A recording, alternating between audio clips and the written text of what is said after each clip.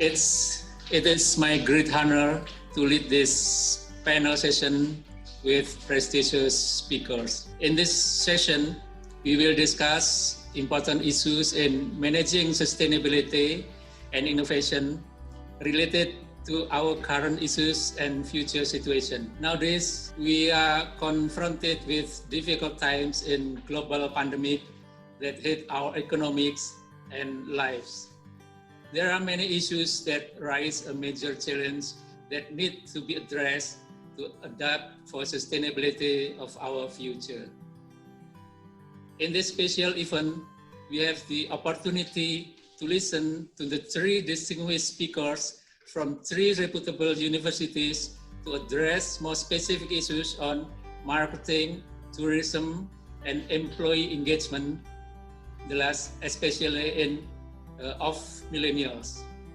Dr. Victoria Sophie Asberg from Sheffield University Management School will present sustainability marketing and innovation in uncertain and difficult times. This is CV of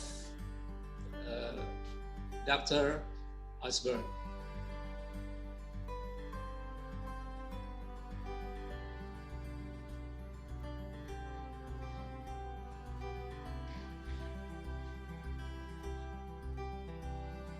Okay, Dr. Asberg topics cover basic of sustainability consumption concept and sustainability marketing, what different with so-called conventional marketing, and then driver and barriers of sustainability marketing and innovation, research insight on it, and very actual challenge surrounding the COVID-19 pandemic. Please welcome Dr. Asberg. Time is yours. Thank you. Thank you very much for the introduction and also for the opportunity to deliver a speech at your conference. It's a great honor. Thanks a lot, and also thanks a lot for the perfect organization. I believe it's quite difficult to organize a conference at this time, given the technological restrictions we have as well. But everything worked out perfectly, so thanks a lot to you all for organizing it. I would like to start with my presentation now, and so you have an overview of my talk on this slide. I would first like to talk a little bit about sustainable consumption and marketing, what this is in general, and why it is important to look at this area, both in teaching and research, of course. In the second part, I would like to focus on drivers and barriers, on sustainable marketing, but also on innovation. I would like to present a few research insights, so a few studies that I have conducted during the last years in this area. And finally, I am talking about the current pandemic and how this has impacted consumer behavior, marketing, and what future implications this might have. Well, if we start with sustainable consumption in general, what this means and why it is important, I think we just simply have to look at the Sustainable Development Goals of the UN, which clearly show why it is important to look at sustainable lifestyles, at sustainable consumer behavior, that we need a shift in the way how we consume, what we buy, how often we buy things, what we do with products at the end of the life cycle. So there's quite a lot that consumers should be aware of to change their consumption patterns in order to actually realize a better life for us all and to achieve the Sustainable Development Goals in the long run. What is sustainable consumption? Sustainable consumption refers to services and related products which respond to basic needs and have a better quality of life, whilst we also look at natural resources, toxic materials, that we want to save them, that we want to save the amount of waste that we create and pollutants, and that we particularly do not want to have a negative impact for future generations. So this is how the Oslo Symposium defines sustainable consumption, and this is one of the core definitions that we use in the sustainable marketing area, where we talk about sustainable consumption and how we want to, or what we want to achieve with respect to our consumers. So basically what we focus on is the triple bottom line principle. It is important for us that consumers consider environmental implications of their purchasing behavior. So what kind of implications their purchasing behavior has for the nature, for animal, for wildlife, and so on and so forth. We also want to consider, we also want consumers to consider what implications their purchasing behavior has for the society, for other people. For example, fair trade products is a big topic we talk about in this area. And when you hear about sustainable consumption, and also when you talk to students, what they often do not think about is the economic component in the beginning. But the economic component, of course, is crucial because we want the business to survive as well. We want to focus on the social and the economic, the environmental pillar, but at the same time, it is important for us that businesses thrive in the situation as well. Sustainable consumption, another perspective that I would like to mention here. Sustainable consumption does not only apply to the actual purchase that you make as a consumer. It is more about a whole process that we investigate and explore within the sustainable marketing area. So we basically talk about 4 different phases. Sometimes it's more stages that we include as well. We talk about the purchase situation, of course, but also what do people do in the pre-purchase situation. How do people actually use products and services, and what happens to products and services after they have been used. I would like to give a few examples for these different aspects. In the pre-purchase phase, unfortunately, the Olympic Games couldn't take place this year. They had to be postponed, but in Tokyo, they did a lot of consideration about how we can make these games sustainable, what we need to consider in the way how we plan the games, how we develop the infrastructure, what we need to consume to the people attending the games. So in this pre-purchase stage, or in the pre-event stage in this case, there's a lot of consideration going on about how to make our behaviors more sustainable and more responsible. Then we have the purchase phase. In the purchase phase, we try to influence consumers in many different ways. I have given a few examples here. We will talk about more later on. Basically, I think you know about the label discussion, which is very prominent with respect to the purchase phase, where we try to find out what type of labels do we have to put on our products to make consumers aware this is the most sustainable choice.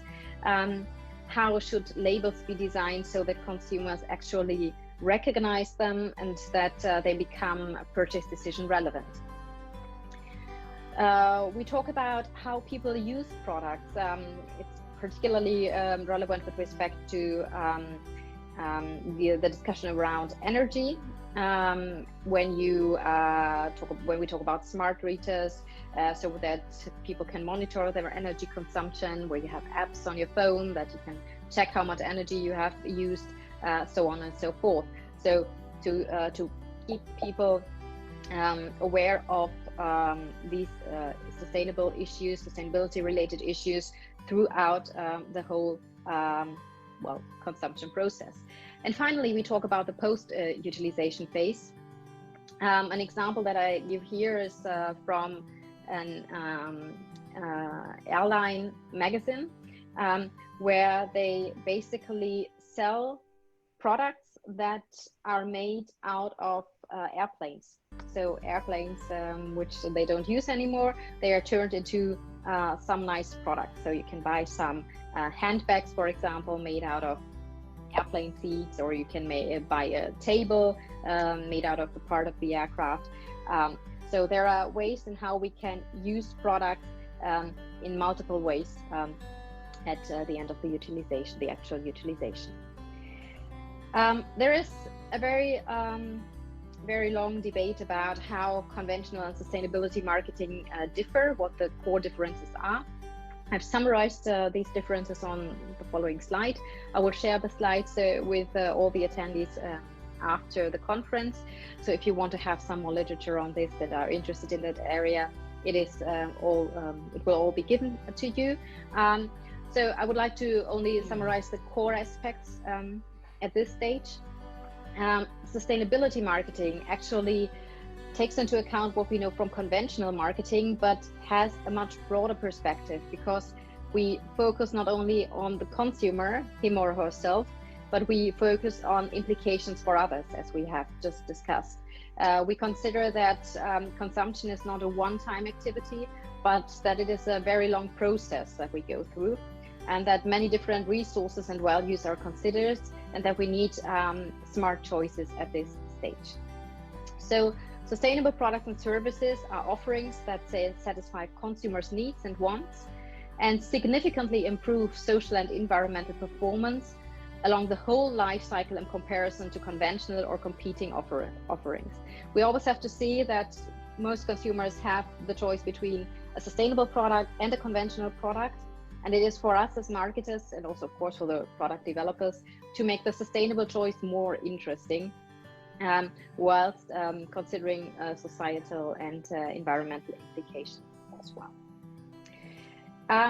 I would like to very briefly talk about the green consumer, because this is how actually the area in which I'm working emerged. There was for a long time the idea that there are, so to speak, normal consumers, and on the other hand, green consumers. And these green consumers are those who should be very interested in sustainable products. That is of course the case. Some people are really interested in sustainable products and services, and they do a lot of research before they buy products. They consider whether they need a product or not. And on the other hand, there are people who do not care about it so much. However, what we need to consider, what is really important here, is that we need to address them all as marketers. It is not sufficient to only focus on this green consumer niche if we want to realize sustainability in a big way. So we also need to make these sustainable offerings very interesting for other consumers than the green consumer niche, so to speak. There is one very interesting idea which has been published in the Journal of the Academy of Marketing Science about mindful consumption.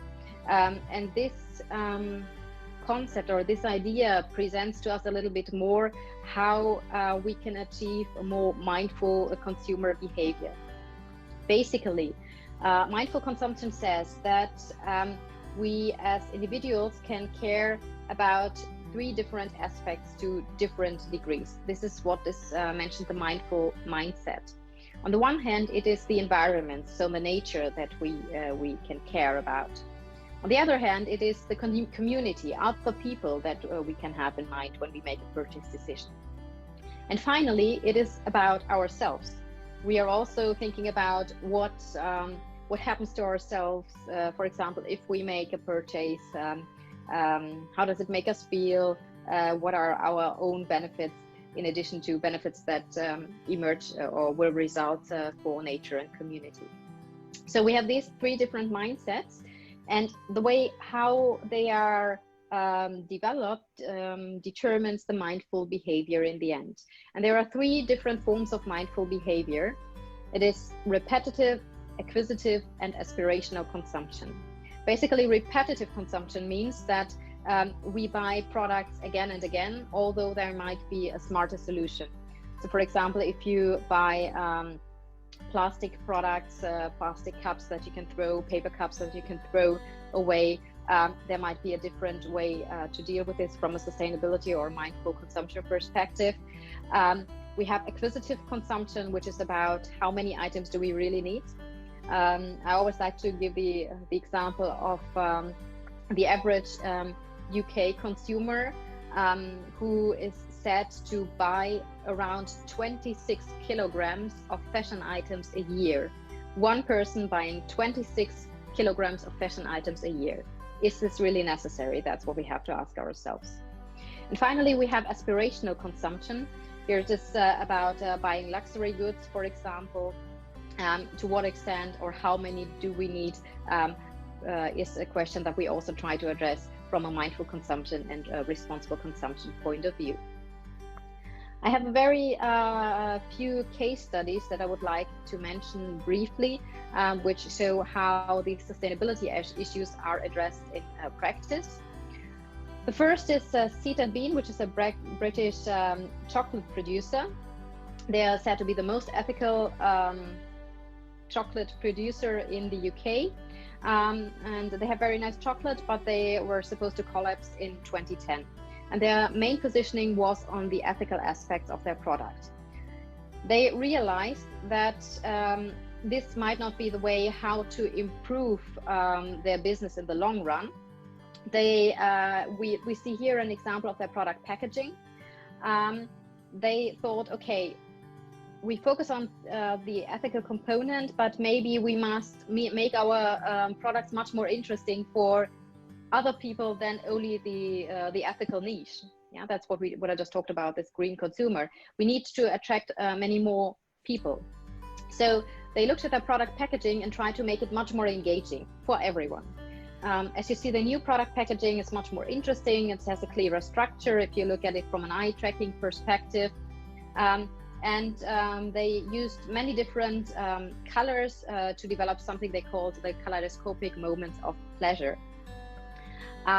So just through engaging people in a very easy way, so to speak, they really survived, and they did very well after they just simply changed their product packaging.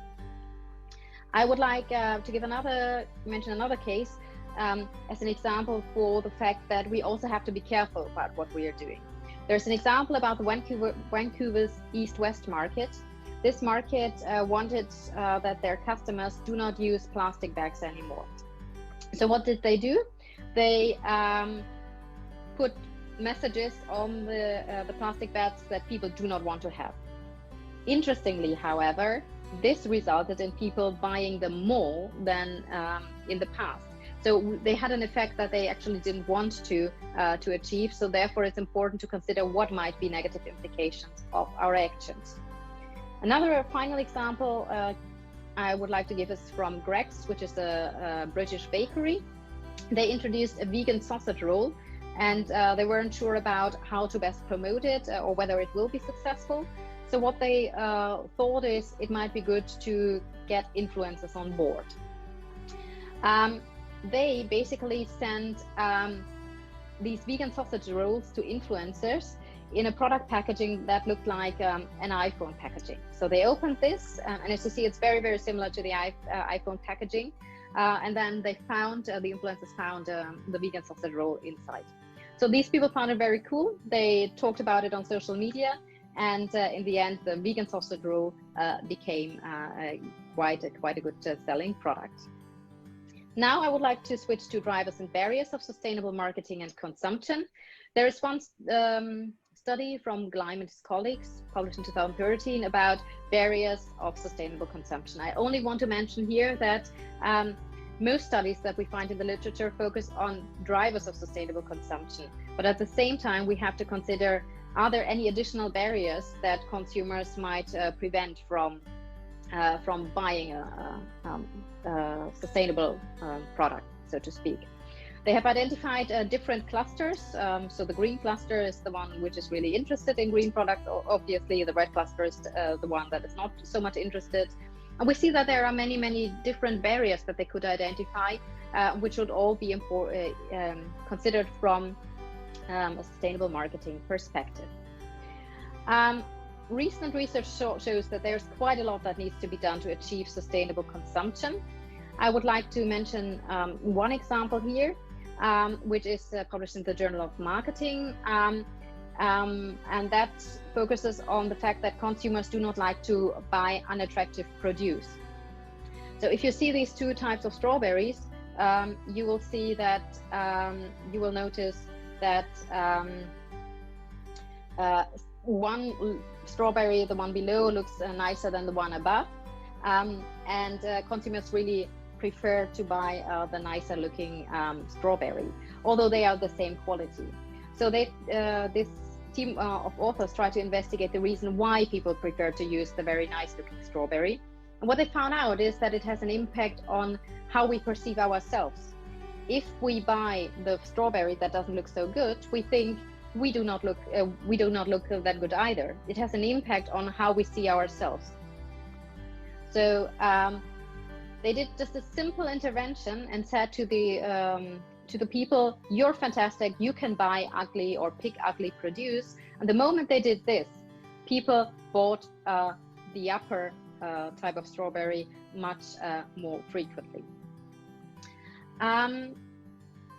There are different drivers of sustainable consumption that I would like to mention briefly. On the one hand, we have the individual characteristics, so who we are as consumers, our attitudes, our beliefs, our values, our concerns. And on the other hand, we have to consider all the situational characteristics. And we must consider, keep in mind that it's always an interaction between the situation, so how we show our products in the shopping outlet, what we report in the newspapers and social media and so on. So it's an interaction of the situation as well as an interaction of us as an individual that makes us buy a certain product or not.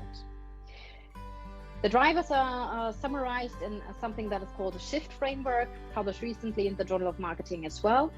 For those of you who are interested in finding out more about the drivers, I highly recommend this paper, which identifies 5 broad categories of drivers of sustainable consumption, which is the social influence we have, the other people around us, our habits, purchasing habits, us as an individual, who we are, who we want to be seen as, our feelings and cognitions, what we think, and finally, the way how close the sustainable alternative is actually for us. A very few research insights from my part. If you are interested in these papers, I'm happy to send them to you. Research that I did in this area. It's about message framing. I mentioned that there are labels that can identify sustainable products for individuals, but there are also ways in how we frame ethical messages to consumers. And in this paper published in the Journal of Cleaner Production, we identified that it's important that people understand the message, that it is meaningful for them. So it might also be important to show that there's an individual benefit of buying a sustainable alternative, that it is a credible, trustworthy source. If possible, there is some traceability options, and that we do not have a very high price related of this. So these are the different drivers that influence consumers' choice behavior. I would like to mention a study that I did about selecting ethical products online. How can we encourage ethical consumption in an online environment? And basically here we looked at multi-sensory marketing, so that we try to address multiple senses in an online environment to achieve more ethical consumer choices. So we looked at visual cues, including cues or images with an ethical meaning, auditory cues, some sound with an ethical meaning, and a tactile priming statement. And we showed that if we have these ethical multi-sensory cues, consumers are willing to pay more for an ethical alternative. And at the same time, it also changes the way how consumers perceive the brand. Another paper that is very much related to one of the next speakers is published in the journal Tourism Management. Here we looked at the case of Japan, particularly the city of Onomichi, and the way how residents present this city on social media. And we wanted to find out what residents can do to promote that city, directly or indirectly, deliberately or not deliberately. And we saw that we identified different types of people tweeting about the city of Onomichi, which then has an influence of potential visitors, because these small or more smaller cities struggle a little at the moment to get visitors. And we showed that residents can be successful in promoting a city. Finally, a paper about very much detailed, as you see on this overview, but I just want to give you the idea of another important research area. It's the service context and the way of how we use robots or artificial intelligence in a service context. What we showed in this paper, which is published in the Journal of Service Research recently, is that using robots in a service context has, of course, implications on the way how the service provider is perceived, and implications on whether consumers want to use that brand or interact with that brand or not. And it has a positive and a negative root. The positive root is that once you introduce robots, the brand is perceived as more innovative.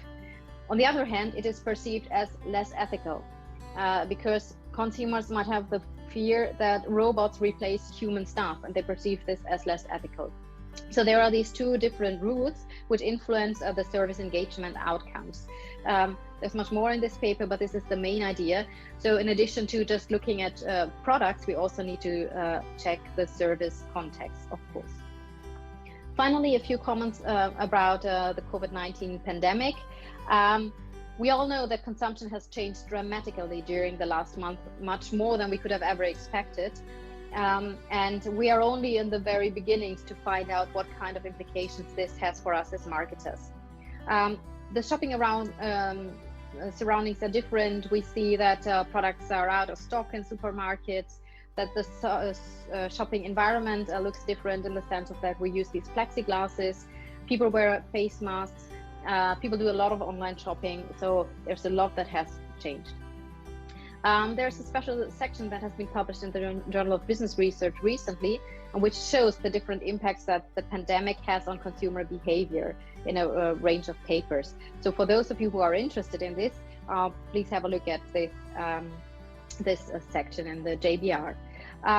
The specific paper that I refer to here talks about different impacts on consumer behavior. The first one is hoarding, so that people buy more of certain types of products. So for example, that they buy much more toilet paper than they need to use, that they buy much more pasta than they need to use because they want to stock them in case they need them later on.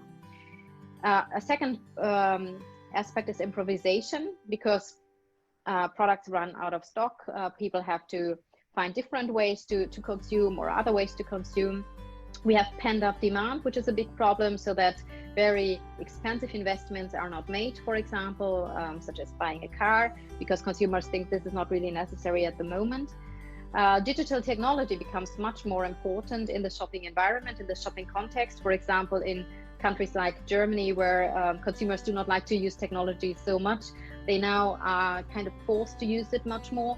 To use on mobile payments, to use credit card payments instead of paying cash. We have something like the store comes, so the store delivers to our homes, supermarkets delivers to our homes. We have the blurring of work-life boundaries, we have to work from home, we have the families, the little ones around us whilst working from home. We have reunions with friends and family. We get in touch with distant people or people we know from the past. And we have the discovery of talent. We have to be more creative and to do something nice with our talents. We have new habits that we see as well. So new guidelines and regulations such as wearing face masks, social distancing. Service industries are affected because of the lockdown. Several shops had to close. We have to get used to new habits, that our temperature is checked. For example, if you go to a doctor first, the temperature is checked. There's a lot of policy implications related to this as well, to shape safe consumption patterns. would like to mention very briefly that consumer preferences have changed as well during the pandemic. So for example, with respect to the type of food they buy much more pasta and vegetables, nuts and cheese. But there is a reduced purchasing frequency of those products with a very short shelf life, and also with respect to some which have an unhealthy lifestyle. Yeah, and what is really important for consumers is the opinion of experts and scientists. They tend to follow what they say much more. Consumer behavior has three phases. We have a reacting phase, so where people do something like what I've talked about before, the hoarding behavior, that we have to get used to new rules and regulations such as social distancing, wearing face masks. This is followed by a coping stage where people actually manage to deal with the situation, and finally a longer term adapting. Much more information in the Kirk and Rifkin paper in the Journal of Business Research. Two final aspects that I would like to mention. The first one is consumer privacy. We see implications related to consumer privacy. We are observed, monitors much more, our temperatures are checked, our data is recorded, and there's a greater risk of data leak because of weaker security. We work from home, this maybe not that safe, so we have to be aware of that as well. And we have a lot of implications for retailers and marketing researchers. We need to respond very quickly as a retailer. Retailers have a new role with respect to the duties related to their workers as well. The consumer needs to be at the center, and the digital communication becomes much more important. Marketing research, how do we deal with out-of-stock products and services where they are not available? How can we engage local small businesses to survive? How can we encourage sustainable consumption, reshape consumer satisfaction and well-being despite all the challenges we have, and still thrive as a business in this situation, the current pandemic situation? These are implications for marketing research that we need to address in the near future. That's all for me.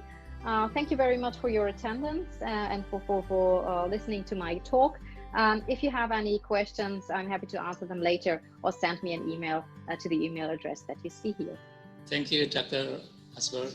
Now to Professor Nirundan Tapachai from Kasetsart University, Thailand, that will present the topic of sustainable tourism, issues and challenges with case study in East Asia. This is Prof. Nirundan Tapachai biography. Please, Prof. Tapachai, time is yours. Good afternoon, everyone, and thank you very much for giving me opportunities.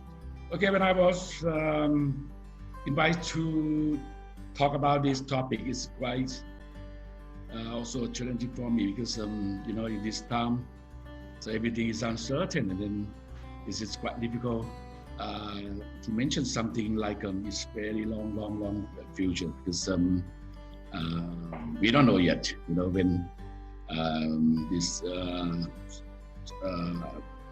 crisis will be solved. You know, that depends upon how quick that we can get the vaccination. Okay, but anyway, so this is my outline of my presentation will be the tourism in Southeast Asia, the product of tourism development in Southeast Asia, COVID pandemic, Thailand tourism, and implication for Thailand tourism, because it's better to focus on the Thailand case study rather than in general, because you will see, you know, because every country have different impact from the tourism, depend on the way that they depend on how much they depend on the tourism industry. Okay? So, as you know, that tourism being used as a tool for development and especially poverty alleviation in the Southeast Asian countries, because tourism is regarded as the income generators, a creator of job, and serve as a tool to foster beneficial and local driven on its development in the on dimension. Okay, so because you can see tourism development like in Thailand, have been undertaken for a long, long time. I think it's more than 30 years, 40 years. And WTO, that's mean World Tourist Organization. So try to promote tourism as a driving force towards economic growth, inclusive development, and environmental sustainability. And they expect the tourism will be like instrumentality to certify at least 8 or 9 sustainable development goals. Okay, so then I will just give you overviews of the tourism in Southeast Asian country. So maybe if someone don't know Southeast Asian or ASEAN, so that is like the association of Southeast Asian nations that including 10 countries in this region. So, but you can see how much the travel and tourism industry contribute to the GDP, to the economy of the ASEAN. Okay, you can see since year 2010, the growth of the tourism contributions have been increasing dramatically. Okay, it's from $197 billion US dollars in year 2010, and last year is up to 393. Okay, so that is a lot. And you can see when we look at each country, how much tourism make contribution to that GDP. Okay, so you can see this is in pies, and then can indicate something. For example, like some countries, Cambodia, Philippines, and Thailand rely heavily on tourism industry. Like Cambodia, the tourism contributes 15% to that GDP. That's in year 2018, a little bit old, but you know, that's, you can see something. Philippines is second. Thailand, you can see that is nearly 10%. And this is, from this figure, you can see how much the countries rely on their tourism, but not all of the Southeast Asian countries rely heavily on tourism. Some country, you know, like Indonesia, so the way that tourism contribute to their GDP is not very much, you know, so that means they probably not get very much negative effect from tourism like in the pandemic period. Myanmar is another thing. Okay. All right. So now we can see, you know, the tourist growth in the Southeast Asia. Over the 3 decades, Southeast Asia has experienced a rapid growth in international tourists. You know, tourists arrived from 21.2 million in 1990s. After 3 decades later, so the tourists arrived to this region up to like 133 million last year. So you can see how many times, you know, increased in the last 3 decades. Okay, so you can see when we have look individual countries in Southeast Asia, Thailand is number 1 in this region, and Thailand is among the top 10 in the world as well. Okay, so that last year there are like nearly 40 million international tourists visited Thailand. So the growth rate of tourism in Thailand increasing, but not as much as like the country like Vietnam or Laos. Okay, so the second is Malaysia is 20 million, and followed by the Vietnam. Okay, so but as I mentioned earlier, the Vietnam's growth rate of tourism is among the top among the Southeast Asian country, and also Laos, PDR. Okay, so that's mean the COVID pandemic can affect to the Southeast Asian country in different degree, right? Because each country rely on the tourism in different degree. That's why we're going to discuss about the Thailand and effects of the pandemics in Thailand. Altogether, so there were 133 million tourists visit Thailand last year. Visit Southeast Asia last year. Okay, so when we have a look at the who visited our region, Southeast Asia, so the number one is China. Chinese, the people from China is nearly like 30 million. That is year 2018, and also the visitors who have visited in Southeast Asia. Let's come second. That is the tourists that come from Southeast Asia. So that means like the traveling across the country in the region. Okay, so that led by the Singapore and Malaysia, something like that. But so there are some main countries that generate visitors to visit Southeast Asian country like Korea, Malaysia, and also Japan. Okay, India is going very well, and United States of America and Australia and United Kingdom. Okay, so this is among the main countries that contribute to the Southeast Asian region. Okay, so let's have a look at the drivers for developments of tourism in Southeast Asia. Of course, okay, so this is like I think it's the main thing should be like social media, you know, because now the social media is played a very, very active role to drive tourism in these regions. You know, people use Facebook, Instagram, IG, Pinterest, or what's any kind of the social media, YouTube, you know. So this is very helpful to promote the many destinations in these regions. Okay, as you know that many of the tourists, before they're traveling or in the decision making process, they are searching for information, and social media play the active role as source of information in their decision making process. Okay, so the second one should be like the airline route. Okay, because increasing up the route in the regions, increasing of the low-cost airline. Okay, so that makes a lot of competition and makes the price of the air traveling is cheaper. So that makes affordability to the tourists.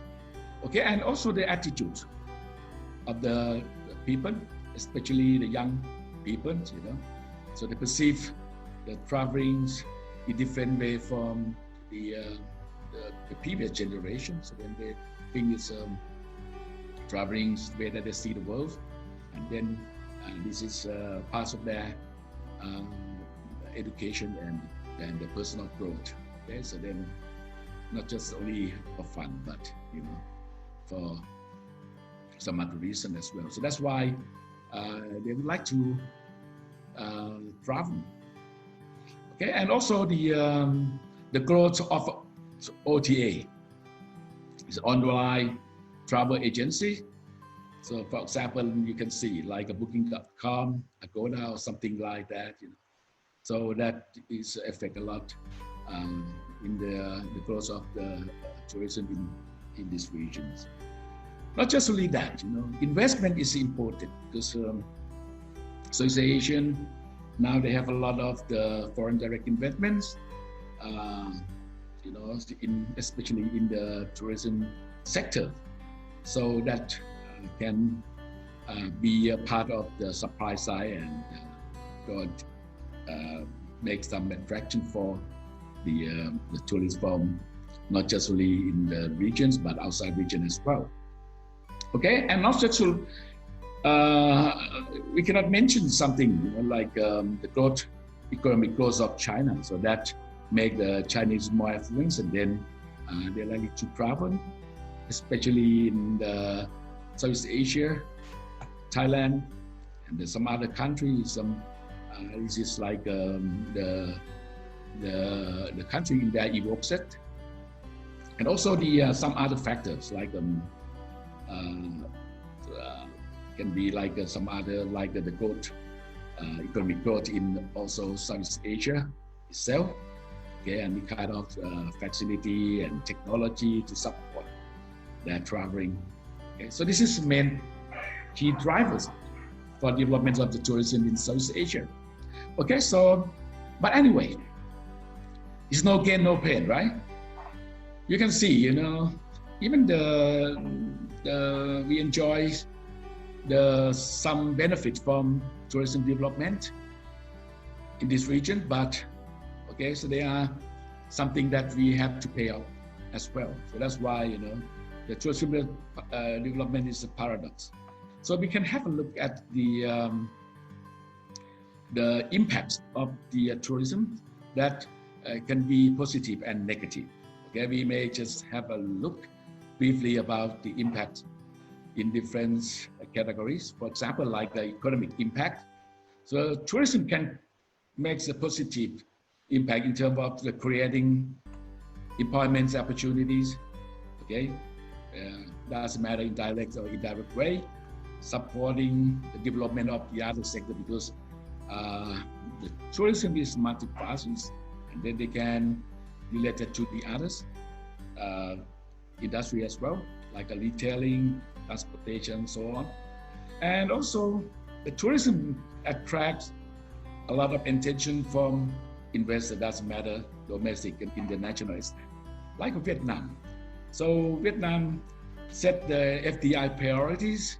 One of them is the tourism sector. Okay, so that's why this is a benefit in terms of the economy. But anyway, the tourism can make the negative impact. For example, like they can make uneven income distribution, because not everyone can get the benefit fairly. Okay, from the tourism. Okay, many of the destination, the benefits go to the big or the businesses, but the ordinary people get nothing, and then not just get nothing, but they get some negative impact as well. Okay, not just only that. So there have been some kind of unsustainable tourism that negatively affect the economy. For example, like a $0 or $0. So that can affect negatively to the country. You probably don't know this kind of the tourists, so this is quite widely known in some Asian countries, for example, like Thailand, Vietnam, and Cambodia. Okay, so this is basically this is like a tour organized by the Chinese tour operator, and they bring their tourists to these destinations, but because they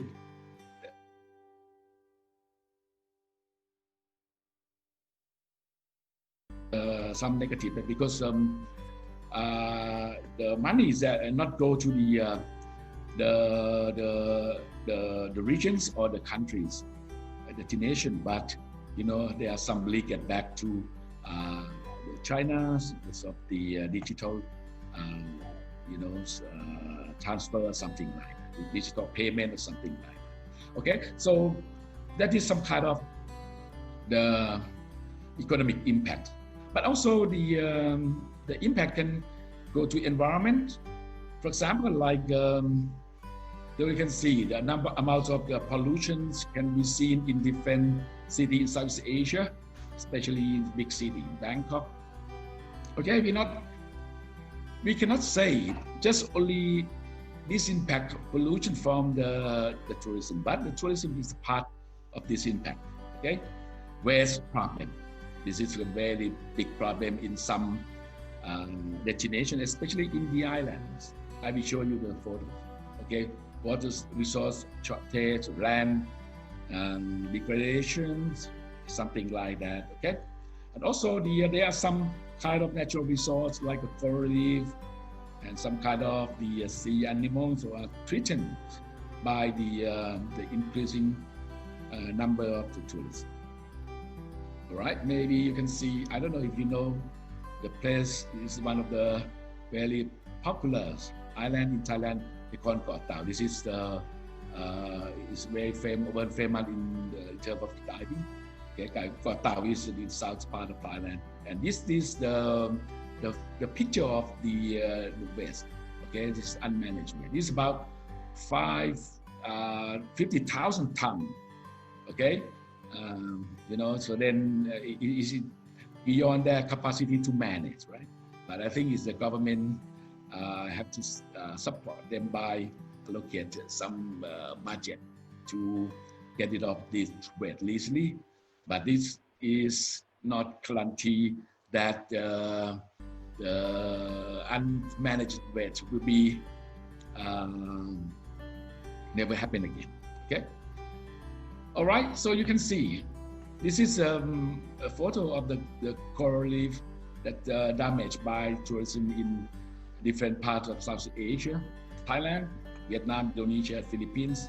Okay, because of tourists didn't make appropriate behavior. You know, they destroy the coral reef, you know, by touch them or by even sometimes you know, destroy them unintentionally or intentionally.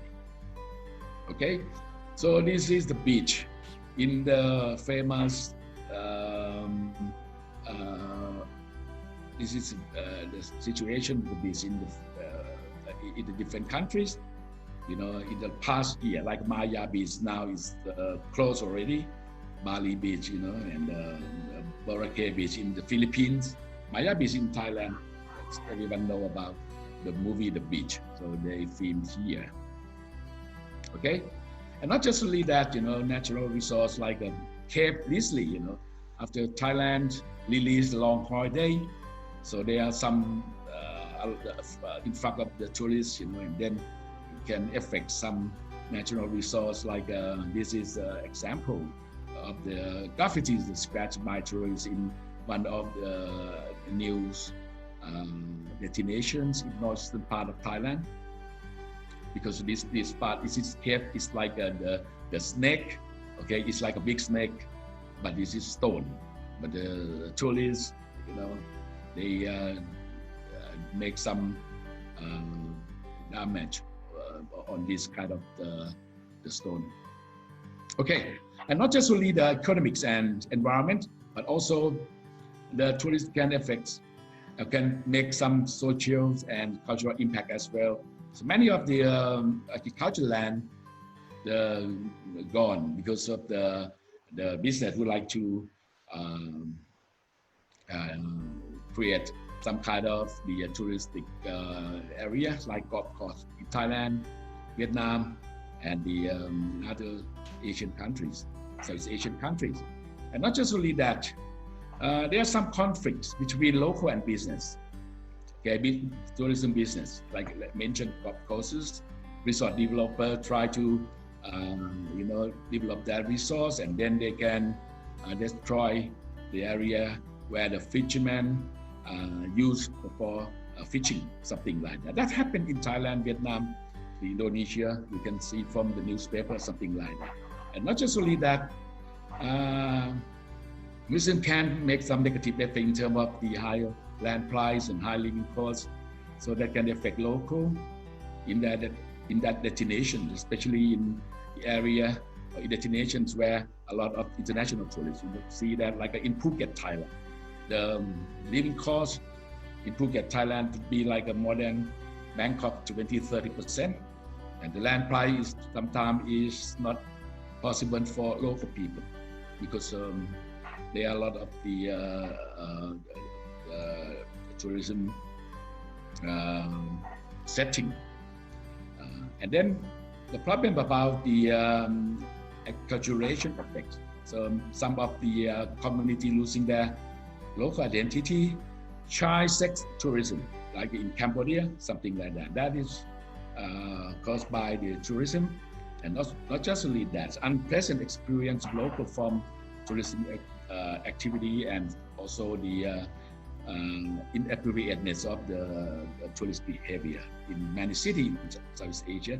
For example, like in Thailand, the Buddha not supposed anyone to sit on like this. This is not appropriate, right? But some tourists from some other country, they don't understand, and then that dismay local people. This is the photo that one of international tourists, dumping in the canal in the Chiang Mai, and the local people see this scene, they are not very happy of this. Okay. So now how the Southeast Asian countries respond to negative impact and over tourism, because of this negative impact caused by the over tourism and unmanaged tourism. So there's hard and soft measures have been introduced in the past year. But anyway, so this is just only the part of the measures, and then not covers the whole area of the touristic destination. But we can see, the measure includes soft and hard. For example, like closure of the beach to recover from tourism, like Bokare Beach, Maya Beach now have been closed for 2 years, and they will open again next year, because to recover the nature. Okay, so they can see that costs a lot of money to recover and take time or something like that. Sometimes some destination in Bali introduce like a tourist tax, also in Philippines as well, and sticker on the budget tour. Like some country like in Thailand, Vietnam, they not allow like a $0 tour because this is not sustainability. Okay, so educations and campaign programs introduced, for example, like in Koh Tao, right, as I mentioned, to reduce plastic usage in the island, reducing demand, like some destinations, like Boracay, try to limit the quota on the tourists, and set the quota on the tourists to limit number, and limit activities like limit number of the party and flights to the destination, something like that. Law and regulations have been imposed on the tourists, local residents, and also business in some destination, yes, to promote sustainable tourism. Okay, so this is example of the Koh Tao that they try to introduce this program to preserve the paradise. Okay, and I may mention a little bit about the pandemics in Thailand, because Thailand, like I mentioned, you see that we rely heavily on the tourism, and Thailand will be the worst case that gets some negative impact from the COVID. Okay, because 15 to 70% of the tourism contribute to Thailand, including the indirectly as well. Okay, so what happened when COVID spread in Thailand? So the government locked down, set the curfew, strict measures, so that makes a massive damage to Thailand tourism. And then no domestic tourism from like 100 days, from April to earlier July this year. As the border closed, no international tourism till right now. So that's make the massive drop in revenue from tourism. So that could reduce Thailand GDP by 7 to 12%. Okay. So also the million direct jobs are at risk, because they're estimating 4 million jobs related to tourism. Okay, if the government cannot make any recovery in the last quarter of this year, there will be a lot of people at risk. Okay, so what and who get effect from the pandemic? Of course, tour operator, restaurant, hotel accommodation, shop, souvenir, transportation business, masseur, even elephants, because you see that there are some places in Thailand we have some elephant show, and now the some elephant camp, the elephant is starving because no tourists, no income to feed the food, something like that. Okay, but anyway, even the negative impact of the COVID, but there are some positive impact as well, because the pandemics have brought benefit to the environment. So you can see recovery of the nature, like dangong. I don't know if you know this animal. It's become more and more the populations of this kind of animal decreasing.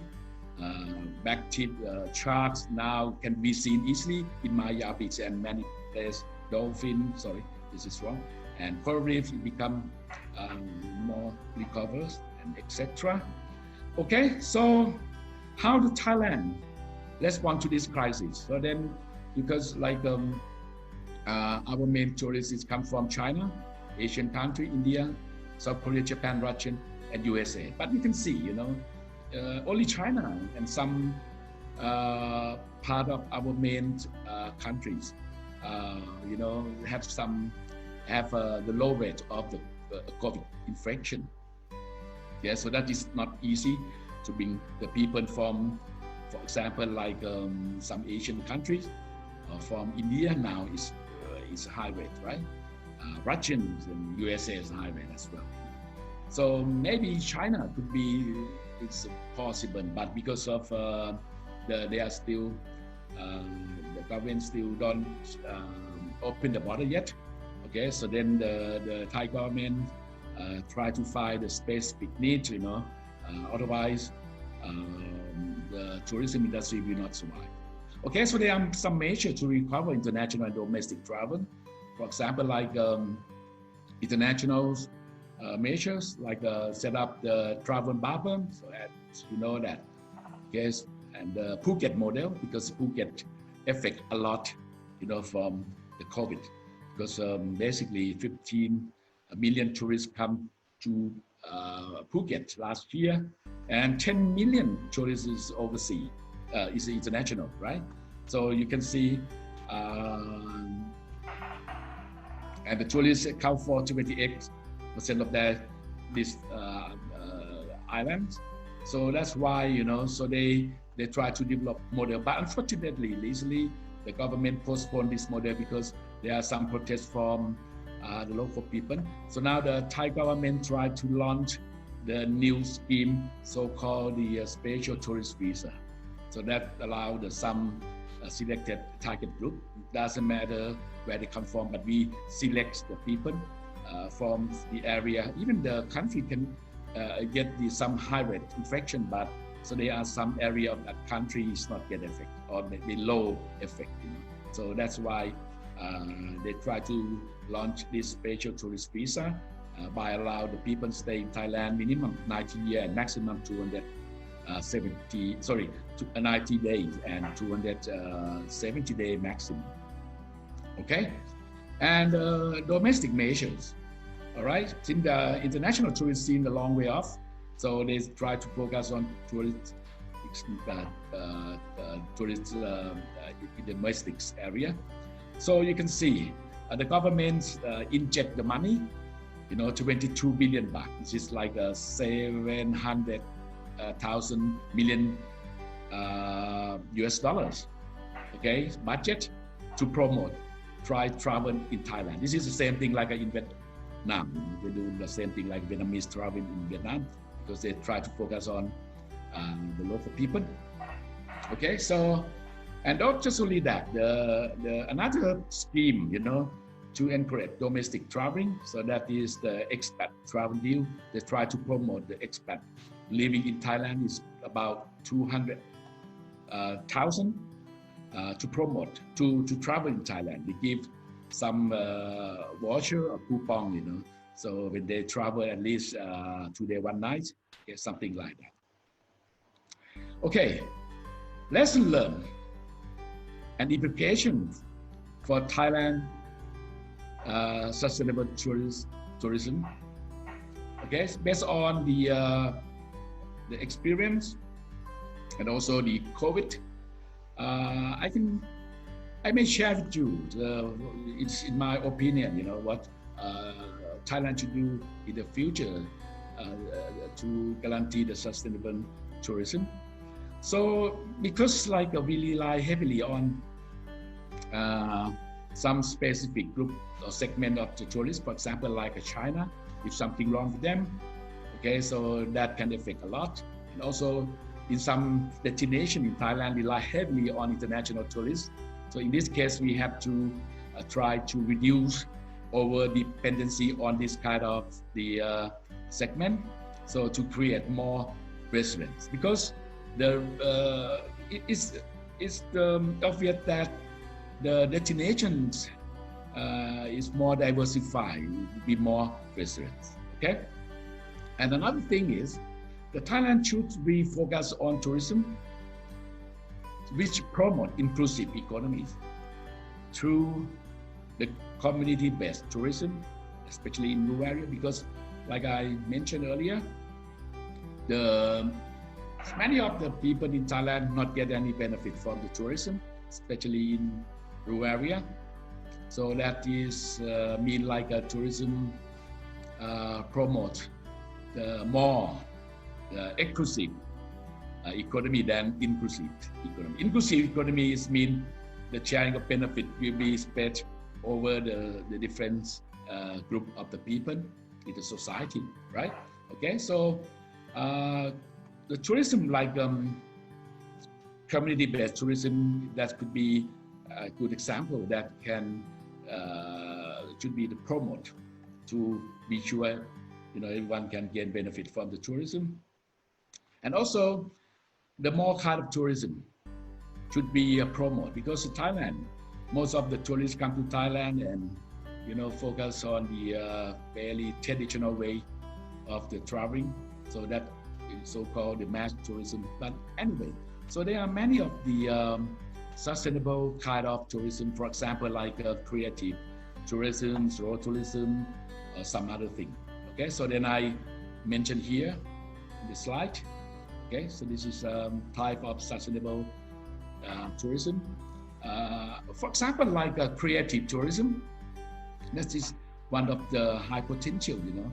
I have been conducting research about the tourist preference on the creative tourism in Thailand, and then we learned that they prefer this kind. But unfortunately, the tour operator, they focus on like a mass or traditional tourist activity rather than this kind of the sustainable tourist activities. All right, because this kind of tourist activity focus on the community and authenticity, and this is more sustainable.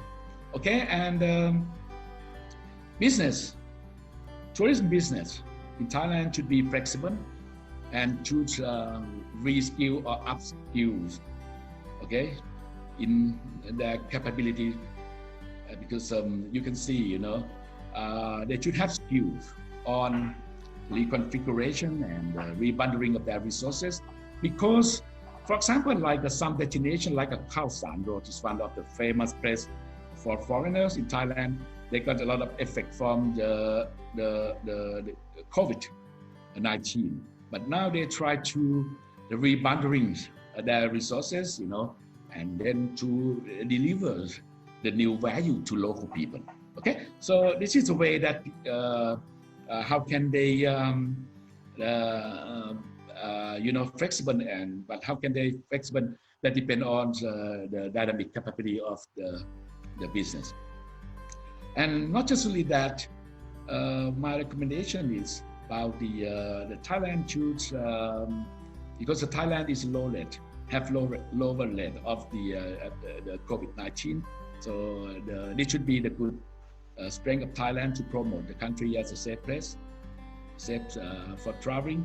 But anyway, so the safe place must be tangible, right? So certificate system should be applied, and the safety protocol should be instilled and should be applied by the different by on the tourist destination. Another thing is because during the COVID-19 period, many of the tourists or even the people, get used to more and more the technology, especially digital technologies. Like many of the destinations in Thailand, they use, for example, like a tracing and tracking system. So that is like a digital technology to track people, and also some restaurants use digital menu, okay, and also digital passport, something like, okay. So that's why digitalization must be taken into account by the tourism business in Thailand. Next year, Maya Beach will open that place, and then they will apply the e-ticket to control a number of tourists. So the digital technology should apply not just for the fact-check destination, but also some other as well. Okay, so this is Maya Beach recently after 2 years closer. So now they become paradise once again, and hopefully, they will be sustainable in the future. Okay, because last 2 years after the closure of the beach, the nature is collect itself very much. Now there are a lot of the animals and the so many things back to what it was before. All right, so thank you very much. You have any question or you want to contact me? So this is my email. Thank you, Mr. Tapachai. And the last speaker this afternoon, we will invite Professor Panchanatham. Prof. Panchanatham, are you here? Yes, sir. Yes. Okay. Mr. Panchanatham from Tamil Nadu Teacher Education University will present about driver of employee engagement and innovation, case study of millennial generation in India. Mr. Panchanatham has been a professor since 2003.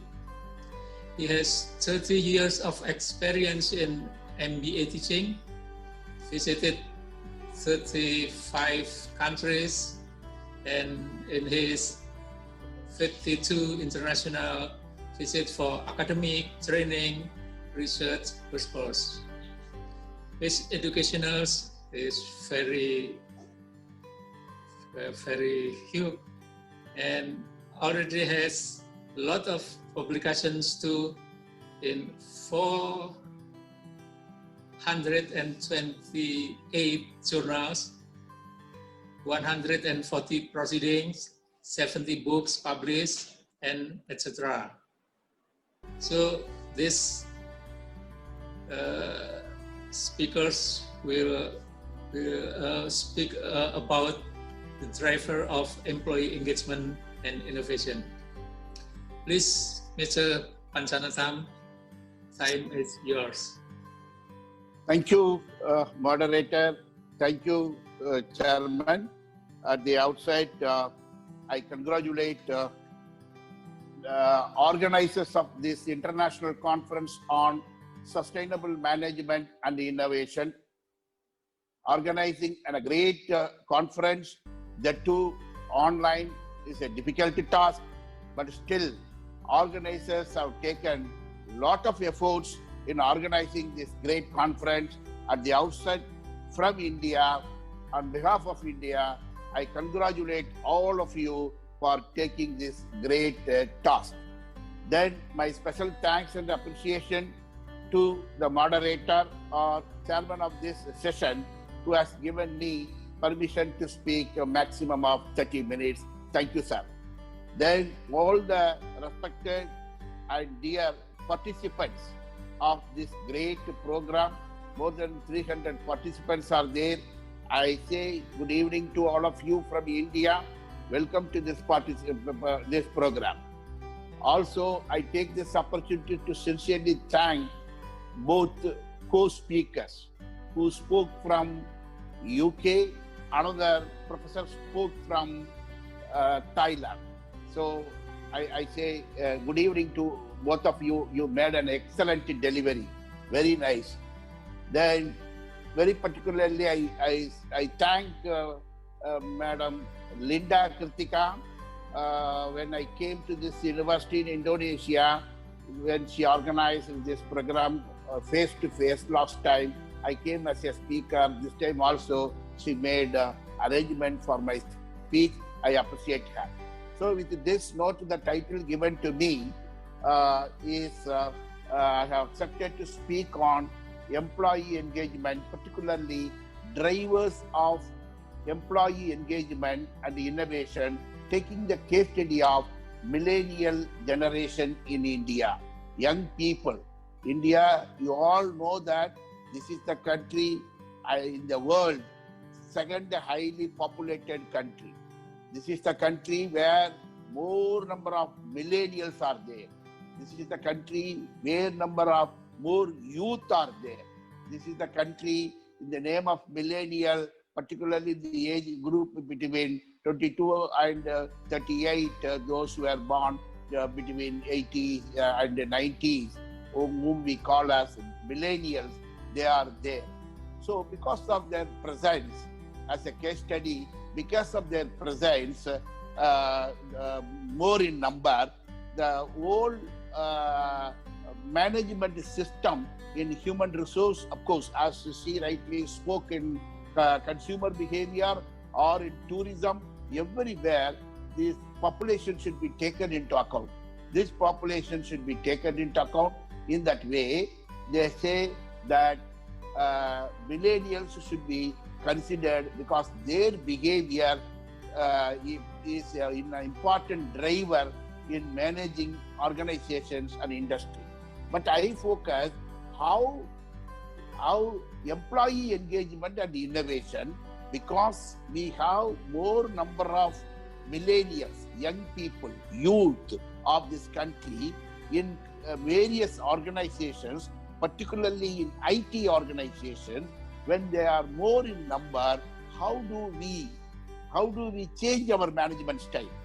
So what is the management style, human resource management or personal management we had those years? The same 30, 40 years old management styles cannot be followed now because of employees' nature. Because of employees' nature, the employee engagement is the emotional commitment the employee has to the organization and its goal. How do you make emotionally committed? In those days, the people who are in the age group of 40, 50, 60, even after retirement, they wanted to go to office because of the emotional attachment to the office or organization or industry or institute. But now, this young people mindset is different, and they want to move to many industries. They want to go around the world. They want to make more money. They want to prove their talents. They want to experience their culture. So, in that way, emotional engagement, employee engagement is emotional commitment the employee, the millennial, has to the organization and its goal. Based upon that, our organizational managerial strategies should be changed. Who are the drivers of employee engagement, autonomy? More autonomy is young millennials, young people, youth, the age group of the early 20s and late 30s. They want more autonomy. They want their capacity to be fully utilized. They want to maintain very good co-worker relationship. They want to have fairness. They want to have feedback and based promotion and other things. They want the company to support the goal fixed. Leaders availability, always they want leaders to be available for interaction. So leaders' integrity is more important. They question, they are young people. In those days, when we were young, I am now nearing 60 years, and when we were young at the 23, 25 years, and whatever our leaders say, gently we were obeying. But nowadays, the leaders' integrity is questioned, clarified by youth, millennials. This is a case study in Indian situation now. So accordingly, we have to change the strategies. Then opportunity for professional development. Then psychological safety. They want to be safe, both physically and psychologically. All arrangements should be given. So in those days, we wanted to get an employment after our education. If employment is available, is enough, more than enough. Breadwinning job. But now, very smart millennial, well-educated millennial, from education, not only from India, from other countries they are very smart. They want to have more role clarity from the organization. Similarly, when the question of innovation is taken, for its you can refer to something new or to a change made to an existing product or idea. So these millennials, these young people, these youth in India particularly, because I talk about Indian case study, they come forward for a lot of innovations. They want to make more patents. They want to bring out new ideas. They want organizations to engage. This is how you must engage employees, this millennial. You engage me by giving freedom. I am coming with a new idea. This should be discussed in the office. This idea should be immediately implemented. You don't want to implement this idea, you tell me why. So all these types of interactions are going on between millennials and non-millennials in organization, particularly human resource managers do tackle all these things. And who are the drivers? How for millennials, present human resource system all over the world, very particularly in India, how do they establish new opportunity, use drivers of innovation so that the millennials are well engaged, the innovation is motivated, the outcome is commercialized, business is done well, for which make everyone responsible for innovation. So our HR managers every day morning at least 10-15 minutes just to standing meeting, short meeting, 10 minutes, standing meeting they make, and they say that everybody is responsible innovation. So all millennials in the file processing, in the product processing, bringing new idea, how make it as a product, how to make it as a service. In all these things, so many examples I can tell. Because of want of time, I'm just moving quick. In all ideas, new products and new services, particularly in software company, any problem you think in Indian software companies, millennials, any problems in your processing in organizations, IT industry, you just to over phone, you talk to them half an hour about your problem in the industry. Immediately within 24 hours, they come forward with a solution, new idea, new software, new app, everyday new app, new software, new idea. Similarly, in manufacturing industry also, any problem with a small handle of a car door, then if we talk to them, within 24 hours, 48 hours, they come with so many solutions. Millennials are so powerful, they are so smart, and they are trying to apply. But for which the new challenge of human resource management is we should engage them is very important for in the innovative process. Developing innovative process, whatever is developed, everyone should use it, and not only the product, something go beyond that. Some organizations in Indian case studies, some organization, any new product, new idea, new process, immediately they make these millennials as shareholders of the company. They give some motivation, they give some incentives, they give some encouragement. This is how they engage employees, particularly millennial employees, to bring out innovative ideas. They are also working for that. At the same time, every day welcoming new ideas, psychological climate. the organizations, many industry here, it may be Tata Group, or it may be Birla Group, or it may be Indian federal organizations like BHEL or BEL, many, or Air India, any companies you take, where the senior managers, particularly HR managers, executives, they empower millennials, youth, to come out with new solutions, new ideas for existing problems or emerging problems in the industry. It may be HR-related problem or production-related problem, or it may be tourism-related problem, it may be marketing-related problem, new product development, whatever may be the case, wherever the students are, the youth are interested, they are given enough autonomy and freedom in Indian industries in order to make them to bring out wonderful, excellent new products and new services. That is how it helps us drivers of innovation. Millennials, also known as Generation Y people, and that particular age group, as I defined, as I gave the definition earlier, they come forward to do a lot of contributions in the area of management of various functional management. India has 400 million millennials. India has 400 million millennials. They are youth, young people. They cover nearly 46% of the population. So in fact, they decide how the product should be. In fact, they decide how the service should be. In fact, they decide what is the design of the product, pack of the product, price of the product, channel of the product, management of the product, purchase activities of the product. For all those things, everywhere millennials play major role. Companies also come forward to take.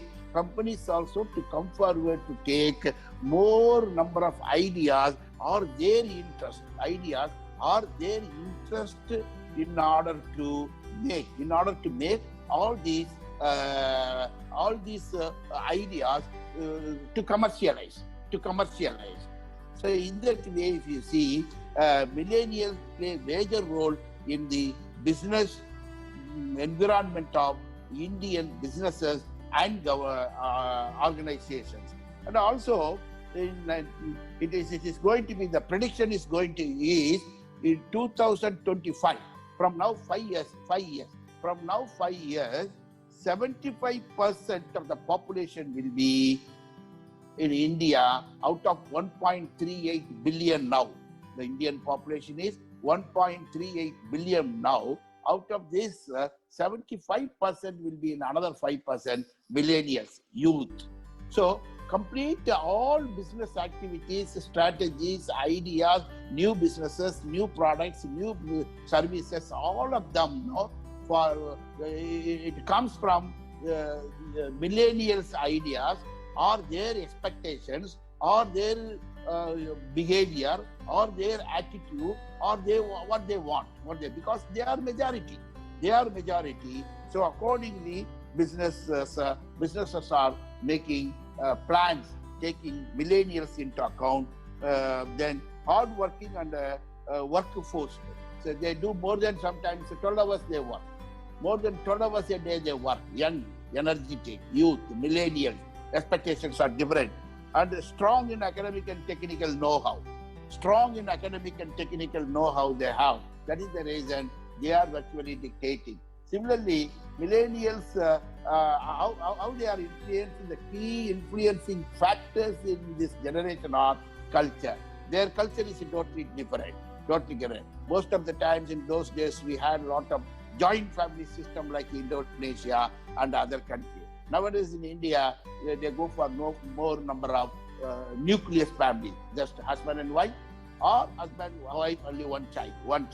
So family culture or economics. In those days, we want to save money. Saving money is an important cultural aspect and economical aspect of every Indian family. But now youth, they don't want to save money. They want to continuously earn, spend, enjoy. Earn, spend money, enjoy, go around the world. That is their economy policy. But our economic policy was save some money, lot of money. Of course, they are also interested, they are also saving, but the difference can be noticed. And we are all allergic to technology. Most of the more than 40, 50, 60 years old, we have a lot of allergy to technology, but millennials, like other countries in India, they all are technology driven. With the help of one mobile phone, virtually they do everything. Just one mobile phone is enough. So that should be taken into account by HR managers, but and other executives, managers of an organization, whether they belong to production management or customer service management or reception people or marketing people. The behavior, attitude, culture, economy, technology, expertise of these millennials are taken into account. Accordingly, management is being done in Indian industries and Indian businesses, and social lifestyle. Their boyfriend, girlfriend, just a friend. The lifestyle is totally different. In those days, 30 years ago, and whom our parents show that you should marry this boy, the girl marries. You should marry this girl, the boy marries. That was the situation in those days in many of the countries. That was the tradition. Now the social life is different nowadays. They are good people, they are doing good things, but still the lifestyle is different. We cannot have the same lifestyle. So according to the lifestyle, the product will be different.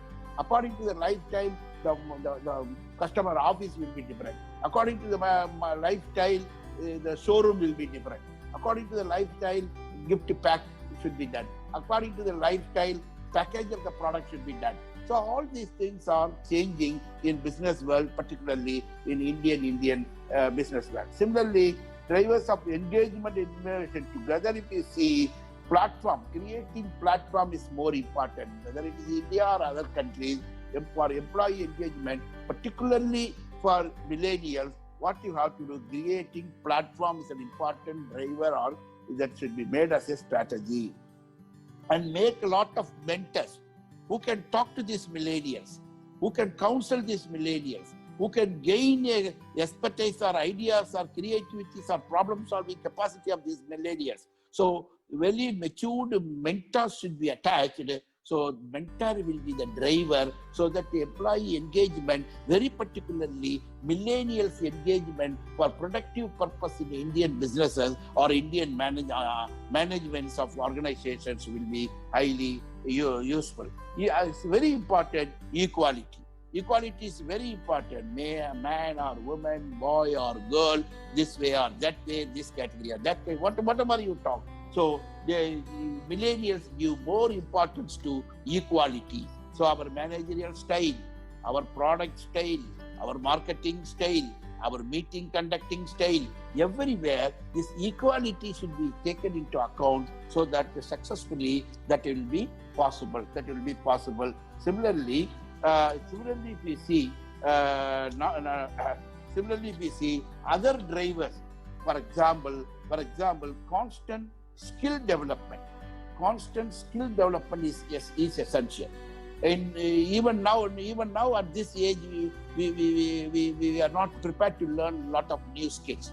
But Indian millennials, youth, for their sustainable development, for sustainable growth, these millennials, they are ready to learn a lot of new skills. Any technology updated today in artificial intelligence, they come forward to learn immediately. Any improvement in the new mobile system, new app has come, new banking method, new delivery method, new customer service method, or everywhere some skill is to be learned. These young people, youth, millennials, who are going to be more than 75% of 1.38 billion of Indian population, they are very adaptive. They want to learn a lot of skills. So organizations, human resource managers must be ready to work along with them by providing new skills, so that more opportunities are given to them and they are ready to do multitasking. Multitasking. When I am talking in this program now, if somebody comes, I am distracted. But they are ready to do a lot of multitasking. Their potential is different. So a human resource manager has to understand the potential of these millennials, and accordingly to feed them to extract the potential of these millennials. Planning should be done by all functional managers, very particularly human resource manager. Similarly, sensitive to the potential for intergenerational conflict is very important. Most of the time, from home or from living places, between two generations. In some houses, there are, in Indian houses, 3-generation people are there. So there are more possibilities for conflict. So for which, in the name of employee engagement, the human resource manager or counselors or psychologists, they need to form teams and to talk to these people in order to resolve certain important conflict between generations. That means between these millennials and their parents, or between these millennials and grandparents. So all these things are to be addressed in order to engage them productively in an organization, in order to engage them in any business, in order to engage them in a profitable way, both sides. Organizations should also grow, individuals, millennials also should grow. The good policy of human resource management is grow along with the organization. Only organization grows, individuals do not grow, it is not a good policy. In some organizations, individuals do grow, but organizations do not grow. That is also is not a good policy. So growing along with the organization is very important, for which these types of intergenerational conflicts we are by example, so that these millennials do contribute a lot of productive work in organizations and businesses. So at the end, it will be very much useful to the organization. So my last slide is greater emphasis on healthcare and wellness. They give a lot of importance. Young people, youth, millennials of Indian population who work in information technology industry, computer industry, manufacturing industry, construction industry, supply chain industry, pharmaceutical industry. In many industries they do work, but they give more importance to their health care and wellness. They want to be handsome and beautiful always. So that is a point to be considered. As manager, you want to employ them, engage them productively. It's more important. But it is a generation gap, millennial behavior. That is the reason this program for the sustainable development. What do they expect? Millennials expect for their sustainable development, for the sustainable development of the business, because the future is going to be in the hands of millennials. So for the sustainability of all businesses, and of course the millennials, we need to consider all these things. And they expect a lot of convenience. In young days, when we were going to offices, colleges, universities, sometimes we used to walk. We don't want more comfort. But millennials, they want to do hard work. They want to be smart. They want to earn more money. They want to be more convenient, comfortable. That should be considered. And value delivered by the brand. When they want to buy a product, or when they sell a product, the brand should have value, good value, and need for personalization. They give more importance that the individual should be understood. The individual should be identified. The individual should be recognized. Millennials should be recognized. The personal touch should be there. So these are all some of the points. I don't want to take much of your time. Already whatever time is given to me, 30 minutes, already 28, 29 minutes are there, over. And with this note, on behalf of all of us participants and all of us, we congratulate program organizers, conference organizers for taking a lot of efforts in organizing successfully this program. My special thanks to Linda Kritika. My special thanks to our moderator, our chairman. My appreciation to co-speakers. Two wonderful speeches were delivered by two speakers, one from Thailand, one professor from UK. I appreciate them. Once again, I sincerely appreciate and thank all respected participants. More than 300 participants are there. I appreciate all of you, because in our teaching community, research community, we say stop learning, stop teaching. Stop learning, stop researching.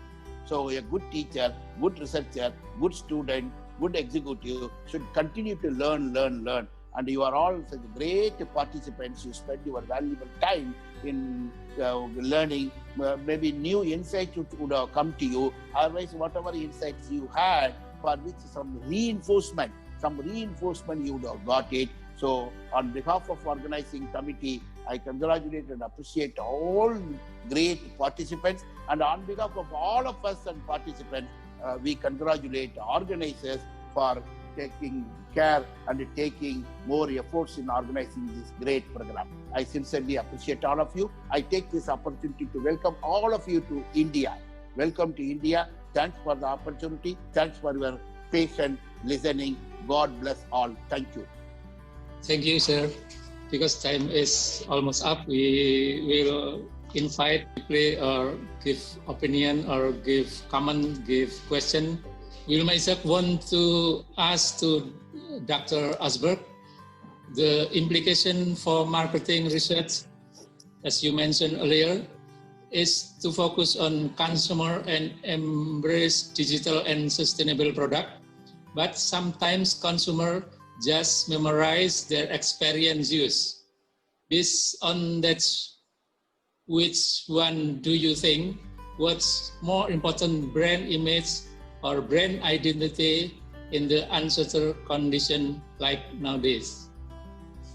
And the second question come from Randi Raditya to Prof. Panchanatam. What is the biggest challenge to create engagement for millennials in India, especially in era of telework? Today, people are possible to have their second or third job. For example, not only as an employee in the office, they also can do another job such as YouTuber, content creator, graphic designer, etc. And sometimes it crashes with their main job, and at the same time they are a super talent. What is your suggestion, Prof? And can I answer? One question more for three speakers. The last question from Jordanata Chandra, I think, is goes to Mr. Tapachai. Jordanata asks a question about about COVID-19 pandemic has brought misery to who like to travel, the foreign airlines, hotel, tourism operators. After COVID-19, how can the government bring tourism back better? I think this to Prof. Nirundon Tapachai. Three questions first, each for each speakers. First to Dr. Osberg, please, your comment. Okay, with respect to the first question that I've received, thank you very much for that question.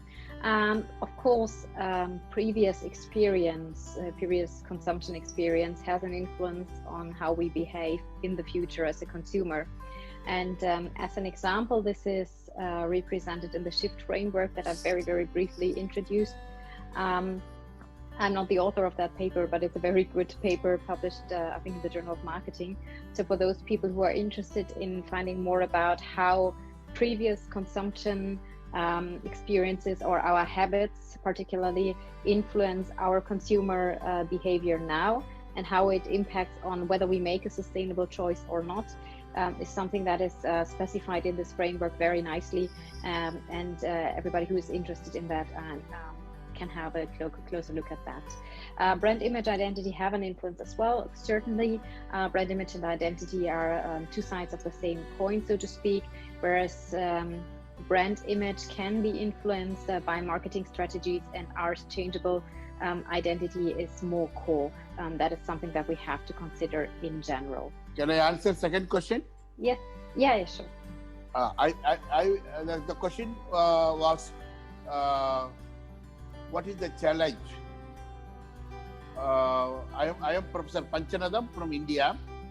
There was a question about what is the challenge millennials, young people in India, particularly with the business or industry, they face. Yes, the major challenge he asked. Many challenges are there. The major challenge is technology. Young people, millennials, they want all organizations, all industries to be more of technology-driven industry in all areas. But India is moving towards that. So some industries who are not so quick in converting 100% technology-driven, that is a challenge for them to employ these youth, millennials. Another question which is continued to that point, he asked about employee engagement, whether the second job, yes, generally it is not possible in Indian government organizations. If it is the private organization, in the private industry, somebody works and he works in the morning or afternoon, he goes to related another job, or he himself does something like an entrepreneur. 2-3 industries they work, they do contract and work. All of them are private. Generally there, of course, there will be some employers may not allow, but generally there are no problem. But if it is a government industry, somebody work for the government, generally they are not encouraged to go and do all these things. But in private sector, it is possible. Thank you. Now your turn, Prof. Tapachai. How to get back tourism after pandemic situation? Okay, so actually, many research show that the tourists are eager to travel again. Okay, so now even in this period of time, they not be able to travel a lot. Some country they can travel just in their own country or in their region, but I think it's many of the tourists who like to travel again, and they still keep the sense of traveling. But the thing is, you're asking about the how the tourists want to go to the safe place, because okay, maybe if you got vaccine, but anyway, so they will looking forward to the safe zone and to be sure that nothing will be go along with them. So in this case, like I mentioned earlier, so probably the government have to promote the business to, or support business to keep the protocol of safe travel, and also many of the business setting, like a hotel, like a restaurant, have to have very right protocol to reduce the perception of risks of the tourists. But the most important, what the government have to do now, especially for the Southeast Asian country that get very negative impact from tourism, like Thailand. Okay, so the government have to give their, I mean, like especially the small business in tourism, the life jacket to let them survive, you know, because if they cannot get through this year, many of the business, you know, will collapse. So that's why, you know, the firstly, immediately the life jacket, otherwise they will be drowning. Okay, so probably some kind of the support, soft loan, and many kind of incentive, you know, to let them survive. So that is an important thing. And that another thing is for a longer term, to prepare themselves for the newcomer, the returning tourists. I mean, like international tourists. So the business have to have this new skill. I mean, like to be, for example, like to be able to improvise. I mean, like to be flexible. So that means like they have to know how to reconfigure their resources to create the new value for the new coming the tourists after the COVID. Okay, so that means probably the traditional method they use pre-COVID maybe need to be adapted. Okay, so that's why.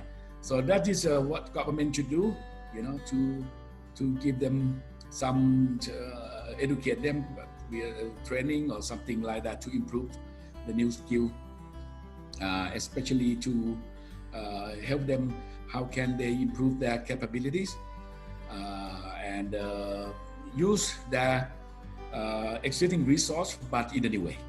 So I think it's that what the government should do at the moment, because I think it's especially the international tourists. For example, like many countries in Southeast Asia, they will come back, but maybe it's the next maybe 2 years will be the same level like a pre-COVID period. I completely agree. And as this question was addressed to us all, I would like to add that from a consumer psychology perspective, so to speak, I think it's important that we have clear rules and guidelines for the consumers as well. So let's say if you travel within one country, that you have the same rules and regulations within different regions, because consumers can get confused quite quickly, because in some countries we have the situation that there are different rules and regulations where you have to wear face masks, what you have to do here and there, and it's just can be quite confusing. So if we have some more or the similar rules in different regions, it might help the consumers. And also we need of course the support of the travelers to stick to these rules and regulations. So we need a lot of campaigns, like social marketing campaigns, to ensure that travelers really follow the guidelines, because what we can't afford is another lockdown and then another lockdown and so on. So businesses won't survive. So we need to make sure that the travelers really follow the rules and regulations that we have. Okay, thank you, Mr. Tapachai and Dr. Asberg.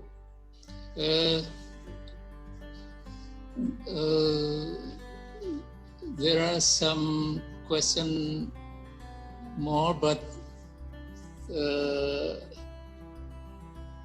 time is up.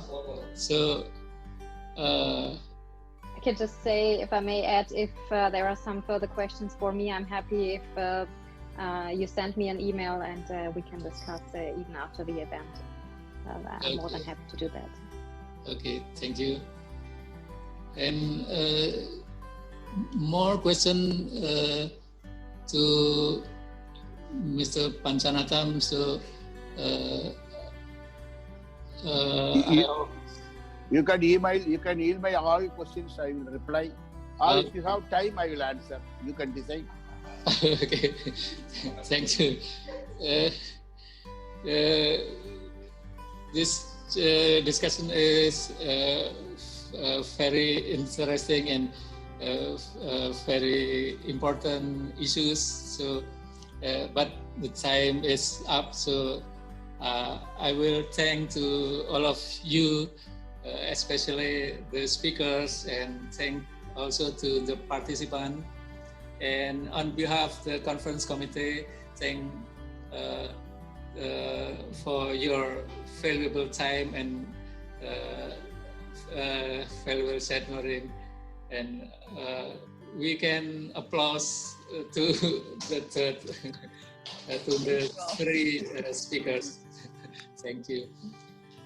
And Thank you. Thank you. Thank you. Thank you, sir. You conducted the session well. We appreciate you. Congratulations to you. Thank you. Absolutely. Thanks. Yes. Thanks. Welcome. And finally, the mic I will back to our master ceremony, Ms. Sarah, please. Thank you very much, Dr. Purwanto, already lead the panel session 2. Again, big word of thanks to three of you, distinguished speaker, for your sharing this afternoon. One more time, thank you very much, Dr. Victoria Sophien Osberg from the Sheffield University Management School of United Kingdom. And to you also, our big thanks, Professor Nirundon Tapachai from Kasetsart University, Thailand. And to you, Professor Dr. Pachanatam from Tamil Nadu Teacher Education University of India.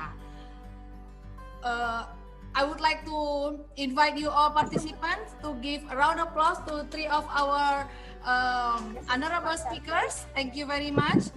Ladies and gentlemen, I'm sure you will agree with me that it has truly been an honorable virtual tour to meet and learn from so many bright minds from many cities and countries, from all kinds of background and expertise.